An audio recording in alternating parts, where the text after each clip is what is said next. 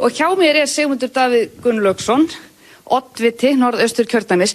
Hvernig líst þér á? Þið eruð núna með 2 menninir samkvæmt nýjustu könnun, nýjustu tölum það víst. Jú, og þetta að þokast í rétta átt og ég hef nú grunum að eftir því sem líður á nóttina og tölur skila sér víðar áður kjördæminu, þá muni þetta áfram færast í rétta átt hjá okkur og alls ekkert útilokað að við bætum við okkur 3. manninum. Þannig að það er þó jákvætt að hér hjá okkur þessu kjördæmi sé þetta færast í rétta átt. Þið hlutu náttúrulega mjög góða kosningu í síðustu alþingiskosningum en fylgið á landsvísu slakt. Myndur ekki taka undir það? Já, það er nú eiginlega ekki hægt annað þegar að flokkurinn stefnir í að fá minnsta fylgi í 100 ára sögu sinni á 100 ára afmælinu. Það er öðruvísi en maður hefði viljað sjá það. Og hvað veldur? Það er auðvitað að leita ýmissa skýringa á því. Sumar eru held ég nokkuð augljósar, aðrar kannski krefjast frekari yfirlegu, en menn munu eflaust velta þessu fyrir sér í framhaldinu. Framsóknarflokkurinn núna með í kringum 11% á landsvísu, 17% hér í Norðausturkjördæmi.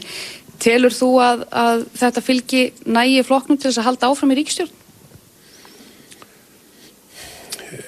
Auðvitað metum við þetta bara í fyrramálið þegar tölurnar liggja endanlega fyrir.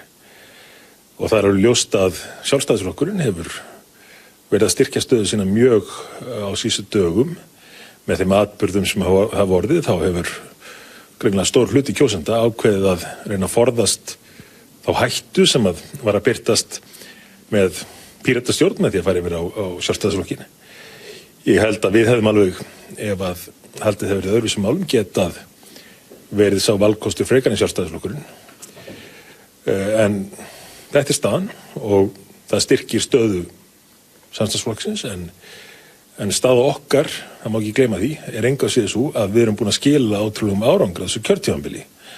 Og ef við viljum sjá áframhald á því, áframhald á árangri fyrir samfélagið, þá skiptir máli að svo stefna sem að við höfum rekið, svo þrautseigja sem við höfum sýnt og svo festa að hún verði áfram til staðar í ríkisstjórn. En ef þetta eins og þú segir, væri Framsóknarflokkurinn þá ekki með meira fylgi, þó ekki nema kannski aðeins meira af því fylgi sem Sjálfstæðisflokkurinn að mælast með, hann nú að mælast í hæstu hæðum?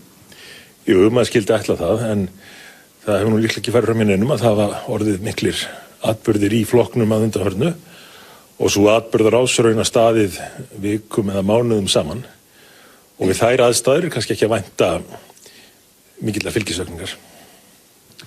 Þakka kærlega fyrir þetta, Sigmundur Davíð Gunnlaugsson.